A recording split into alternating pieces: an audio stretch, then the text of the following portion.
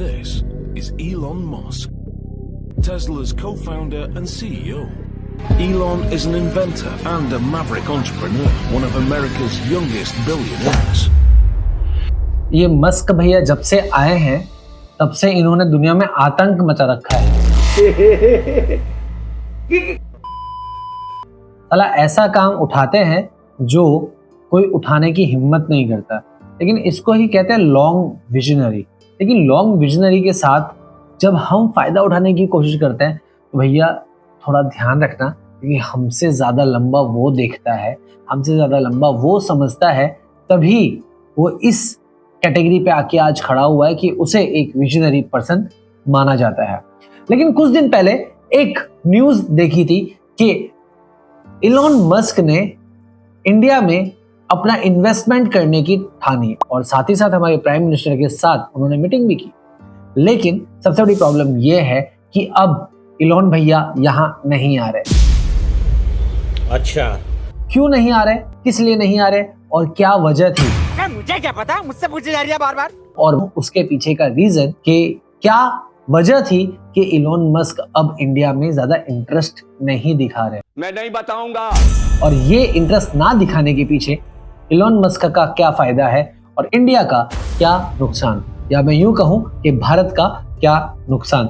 आप सब जानते ही हैं कि इलॉन मस्क हर चीज ऑटोमोटिव पे करना चाहते हैं, और ऑटोमोटिव का मतलब है आपको कुछ करना ना पड़े, सब कुछ ऑटोमेटिकली हो जाए।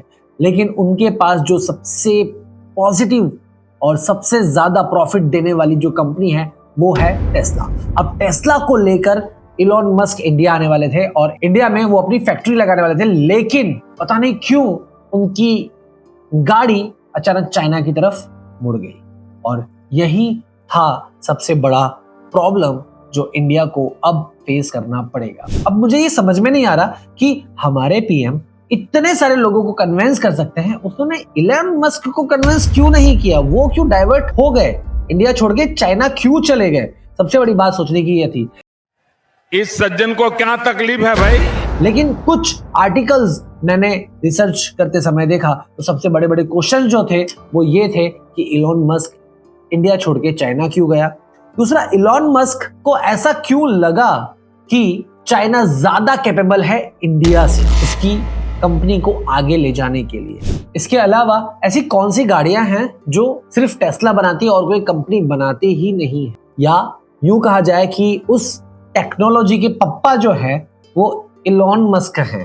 अब जो इलॉन मस्क हैं किसी टेक्नोलॉजी के पप्पा हैं तो भैया रूल भी तो मार्केट में वही करेंगे, कोई दूसरा तो करने वाला है। अच्छा, ठीक है। इलॉन मस्क जब चाइना पहुंच गए तब इंडिया को क्यों पता चला कि भैया ये चाइना पहुंच गया है? पहले से उस पर नजर क्यों नहीं रखी गई जब वो हमारा ऑलरेडी कस्टमर है? सुना क्या? ये भी मेरी गलती है। यहाँ दो दुकानदार होते हैं और दोनों दुकानदार एक ही ग्राहक को सामान बेचना चाहते हैं। एक के पास जाए तो दूसरा गर्म हो जाता है, दूसरे के पास जाए तो तीसरा रूस जाता है। अब इस चक्कर में भैया वो ग्राहक जो है वो पिसता जाता है, और ये ग्राहक जो था वो था इलॉन मस्क, और उसने अपना रास्ता खुद ढूंढ लिया। 11th क्लास के अंदर अर्थशास्त्र में एक लाइन कही जाती है कि ग्राहक बाजार का राजा होता है, और ये लाइन सच करते हुए इलॉन मस्क ने मार्केट में एक नई पहलू स्टार्ट की है।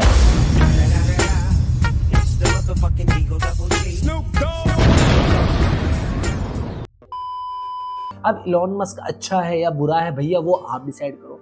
मैं ये बताऊंगा कि इलॉन मस्क ने ऐसा क्यों किया और उसको इसका क्या फायदा होगा और इंडिया को उसका क्या नुकसान होगा। वे जल्दी बोल, कल सुबह पनवेल निकल। तो लेके चलता हूं पहले पॉइंट में। पहला पॉइंट है कि चाइना सबसे बड़ा मैन्युफैक्चरिंग कंट्री है। दुनिया भर की जितनी भी चीजें बनती है सबसे ज्यादा चाइना में बनती है, और ये आप भी जानते हैं। जब तक इंडिया के चाइना के साथ रिलेशन बेहतर तो नहीं थे, लेकिन जब तक चाइना चाचा और पाकिस्तान चाची दोनों एक नहीं हुए तब तक इंडिया में चाइना का सामान आ रहा था। अभी भी सामान तो आ रहा है, लेकिन बहुत सारी लिमिटेशंस के साथ। अब इंडिया के पास खुद का प्रोडक्शन हाउस है, लेकिन चाइना जितना बड़ा नहीं है। वर्ल्ड में सबसे ज्यादा मार्केट में सेल होने वाली जो चीजें होती है वो चाइना की होती है। ये बात आप अच्छे से जानते हैं, बेहतरी से जानते हैं, और वो सस्ती भी होती है। इसीलिए इलॉन मस्क का सबसे पहला यही गोल था कि जहां पे मैन्युफैक्चरिंग बहुत इजीली अवेलेबल हो जाए वहां पे वो इजीली एग्जीक्यूट कर सकता था। इंडिया में उसको पूरा प्लांट लगाने में बहुत ज्यादा टाइम लग सकता था, बहुत ज्यादा पैसा लग सकता था, लेकिन इससे आधे पैसे में, आधे टाइम के अंदर वो चाइना में अपना प्रोडक्ट डेवलप कर सकता है। इसीलिए उसने पहला डिसीजन लिया कि वो इंडिया को छोड़ के चाइना अपनी चीजों को लेकर जाएगा। दूसरी चीज ये थी कि इलॉन मस्क को जाना जाता है टेक्नोलॉजी के रिगार्डिंग। अब टेक्नोलॉजी में अगर एक्सपर्ट है तो वो ये देखेगा कि इस टेक्नोलॉजी को यूज करके वो कम से कम भाव में ज्यादा से ज्यादा मेन पावर कहां से कलेक्ट कर सकता है। भैया चाइना में जितने लोग हैं उतना इंडिया में तो नहीं है, और चाइना में जैसी मेंटालिटी वाले लोग हैं वैसी मेंटालिटी वाले इंडिया में भी नहीं है। तो इसीलिए जब एआई को लेके चाइना के साथ कोलैबोरेशन किया तो इलॉन मस्क को ज्यादा बेहतर प्रोडक्ट मार्केट में लाने में हेल्प मिली और मिल सकती है।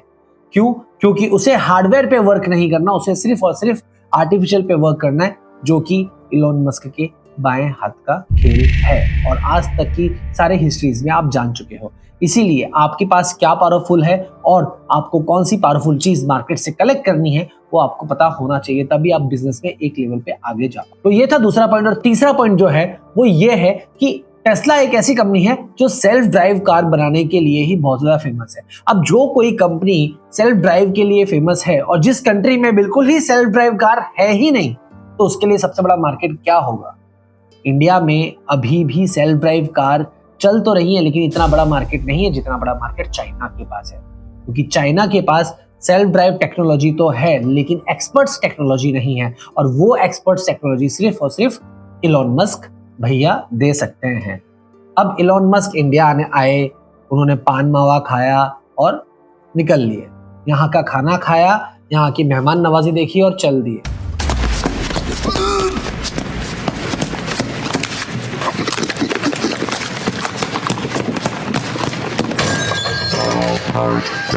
लेकिन जो बिजनेसमैन होता है वो मेहमान नवाजी नहीं, वो प्रोडक्ट क्वालिटी को देखता है। जो बिजनेसमैन होता है वो सर्विसेज को देखता है, और जो बिजनेसमैन होता है वो सिर्फ और सिर्फ वर्किंग डेडिकेशन को देखता है। और ये तीनों की तीनों चीज उसे चाइना में मिली, इसलिए उसे लगा कि भैया यू टर्न मारो और चाइना निकल लो, क्योंकि वहां पे ज्यादा प्रोडक्शन डेवलप कर सकता है।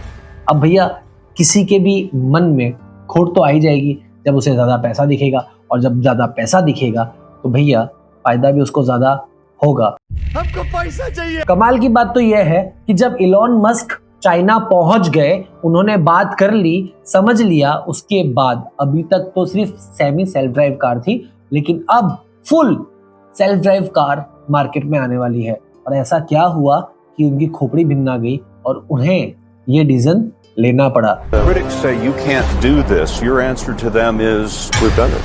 चाइना में पोटेंशियल देखने के बाद उनको रियलाइज हुआ कि जो सपना वो देख रहे थे फुल्ली सेल्फ ड्राइव कार का, वो चाइना में रहकर पूरा हो सकता है, क्योंकि यहाँ पे लोगों का डेडिकेशन नेक्स्ट लेवल का है और यहाँ पे लोग इनोवेशन के पीछे अपनी जी जान लगा देते हैं।